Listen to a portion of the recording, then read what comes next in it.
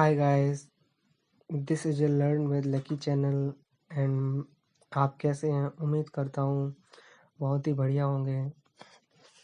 और आज मैं आपके लिए लाया हूँ ईसा मसीह के बारे में। आप जानते हैं कि अभी कुछ ही दिनों पहले ईसा मसीह का जन्मदिन निकल चुका है, तो मैं आपके लिए लाया हूँ ईसा मसीह के जीवन परिचय के बारे में, क्योंकि वह बहुत ही बड़े शख्स थे। मतलब उन्होंने हमारे देश के लिए और हमारे लिए बहुत ही कुछ किया है, हमारे समाज के लिए। और यह बताया है कि आप कैसे एक दूसरों की सहायता करके आगे बढ़ सकते हो। तो चलिए ईसा मसीह के बारे में जानते हैं। यीशु मसीह यीशु मसीह जिन्हें ईसाई धर्म का संस्थापक माना जाता है।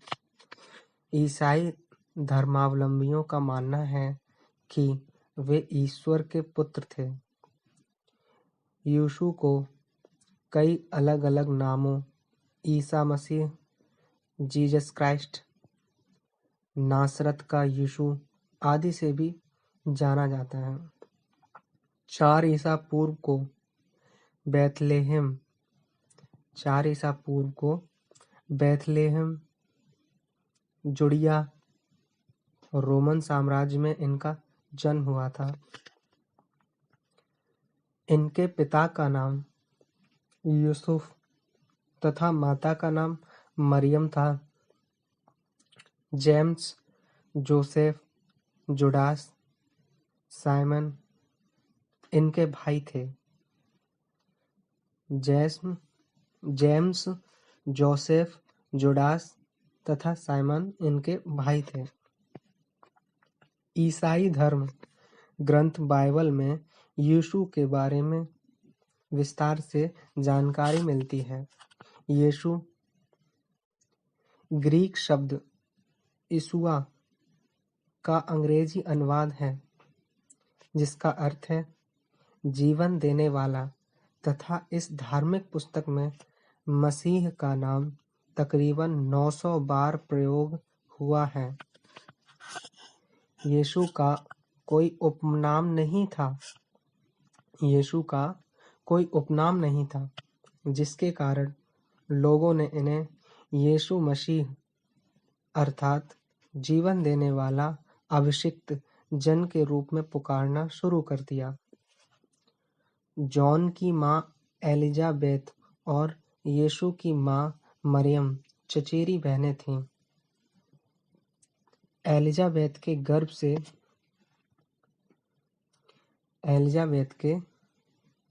गर्भ से जॉन का जन्म हुआ था, जबकि मरियम कुमारी थीं। अलौकिक शक्ति से उनके गर्भ से यीशु का जन्म हुआ। ऐसा कई पुस्तकों में पढ़ने को मिलता है। कई स्रोतों में यीशु का जन्म 25 दिसंबर के दिन माना जाता है। इसी मान्यता के चलते हर साल इस दिन को क्रिसमस डे के रूप में मनाया जाता है। हर साल इसी दिन को क्रिसमस डे के रूप में मनाया जाता है। यहूदी लोग इस दिन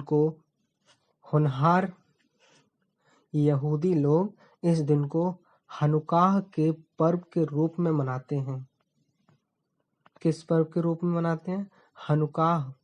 हनुकाह के पर्व के रूप में मनाते हैं।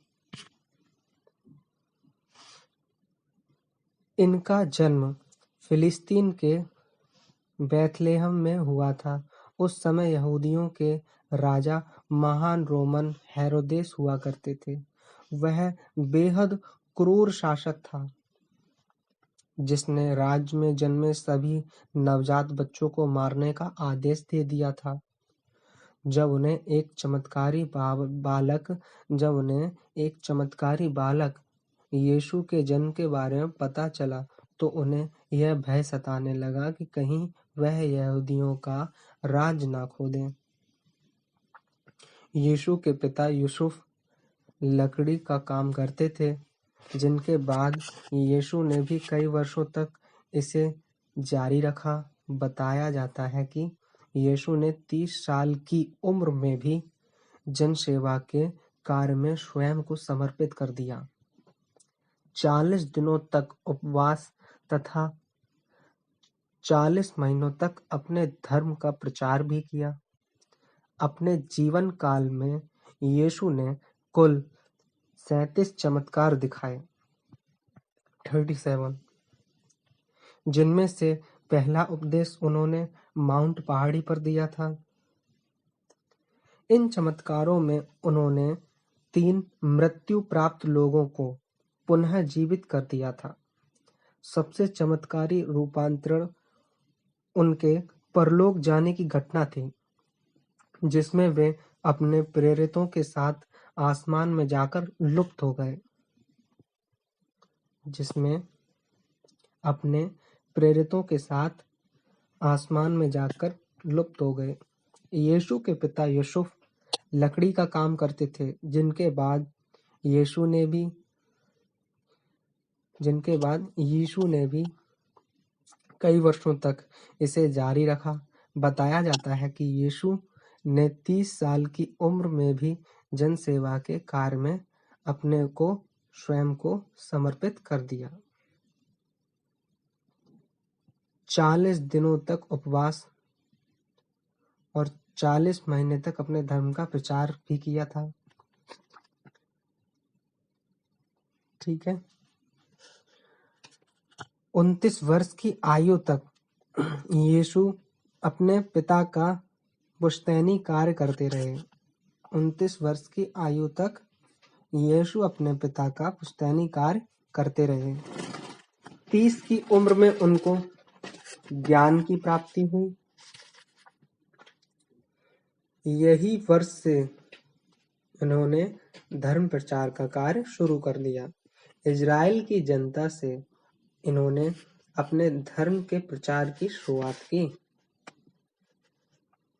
यीशु का मानना था कि गॉड एक है, जो प्रेम रूप में सभी इंसानों को प्यार करता है। व्यक्ति को क्रोध में आकर किसी से बदला लेने की बजाय क्षमा भाव का गुण रखना चाहिए। वे लोगों को स्वयं मसीहा, ईश्वर की संतान तथा स्वर्ग के द्वार बताते हैं। यहूदी कट्टरपंथी यीशु को अपना दुश्मन मानते थे। वे इन्हें केवल पाखंडी समझते थे तथा उनके द्वारा स्वयं को ईश्वर का दूत कहना विरोधियों को सबसे बुरा लगा। इन कट्टरपंथियों ने मिलकर यीशु की शिकायत रोमन गवर्नर पिलातुस से की। इन लोगों को खुश करने के लिए पिलातुस ने ईसा को क्रूस पर मृत्यु की सजा दी।